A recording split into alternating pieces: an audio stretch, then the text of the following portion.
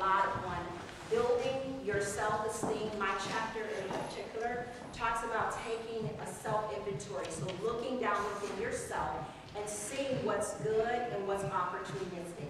If you're interested in a copy of the book, I do have copies today. You can let me know after the session. So this is my first book, released in January of 2009.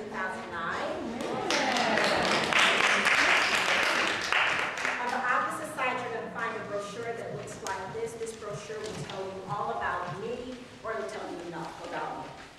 It will tell you about what I do as it relates to LASA and all of the various ways to contact me if you're interested in my services. And then the last thing that you're going to find in that folder is a copy of today's presentation, which I'd like for you to pull that out and follow along. You can follow along on the screen. I do encourage you to take as many notes as you possibly can today, so that after you go home, I know that you're going to look at the notes from the entire session today, and you're going to reinforce your learning. Is that true? Yes? Okay. All right, so we're going to talk about re-energizing, adjusting, and refocusing your dreams. So when you have fallen by the wayside, when you've fallen off course with your dreams, how do you get back on track? And all of us do that from time to time. Do not sometimes we just get off course from our dreams. So here's what I want you to do to start. I'd like for you to close your eyes. And I want you to close your eyes now. Some of you are still looking at it. These eyes, close those. And I want you to think about what you've dreamt of doing. What you perhaps know is God's purpose for your life. What exactly is your destiny? And I want you to repeat these words. I want you to say, it is time. It is time to revive. To revive my dream. My dream. Say it again. It is time. It is time to revive. To revive my dream. My dream. Now open your eyes. Turn to the person next to you and say to them, it is time. It is time for you.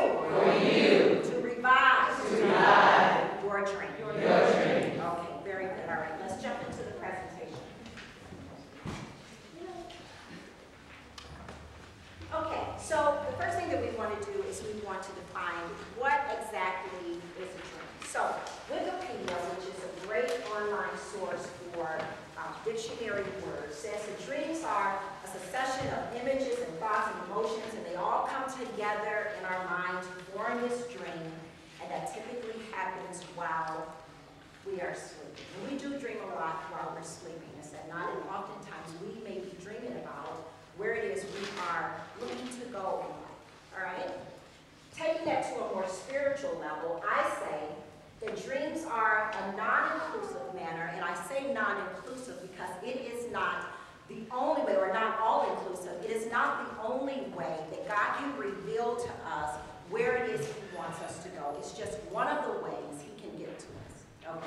So dreams are a non-all-inclusive manner in which God can reveal His purpose for our lives, and He can communicate the essence of that purpose. So it's not just the steps that we're going to take to reach our destiny, but what is the essence of what it is He's asking us to do for Him.